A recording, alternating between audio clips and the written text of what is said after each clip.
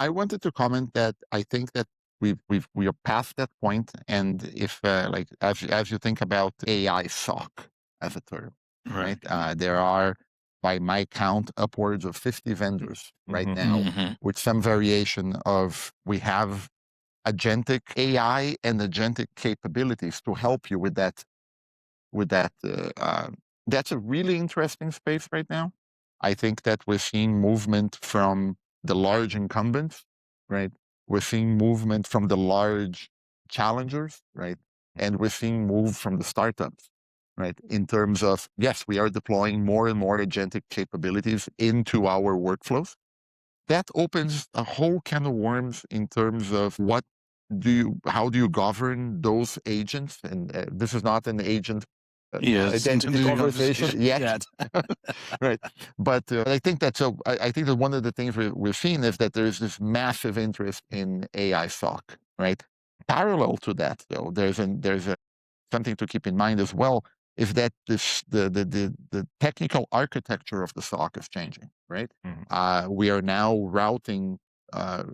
We've been doing this for a while now, but like we are thinking, what data lives hot on the SIEM, what data goes on storage, what data should be routed here. We're starting to do more detection closer to the edge, so that the only thing that actually feeds into the SIEM is the alert, and then the actual data goes again to storage, and then you can read off code if you need to.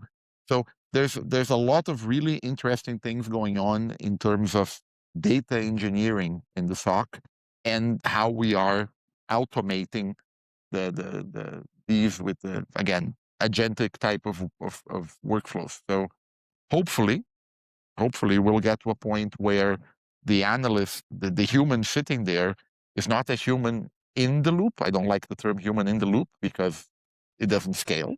Right? I prefer like human over the loop, or and that's where I'm driving at. But you were going to say some concepts there. Well, my take on it is kind of going back to what you said about security operations need to shift left, right? DevSecOps is a term that we use a lot. Why? So we think about this, and just for reference, my background in networking, one of my little hobby horses that I've been on for a while is, why am I solving for your stupid decisions as a developer? Anybody who's ever used vMotion thinks it's magical. I think you need to write better code so that your application can survive a gateway change. But that's just me, because I've spent an entire career before this podcast implementing first hop resolution protocols, when all you need to do is write better software.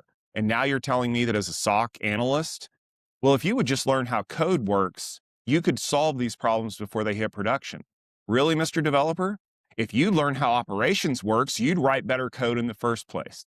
We need to stop treating developers like prima donna ballerinas and start treating them like the stagehands that need to understand how everything works. Because if you're going to say that the operations team needs to understand a little bit of finance and a little bit of development and a little bit of operations and a little bit of design, I'm going to argue that that cross-functional team also needs to yank those developers out of their little cubicles behind their wall of Mountain Dew cans and get them out to fight a fire.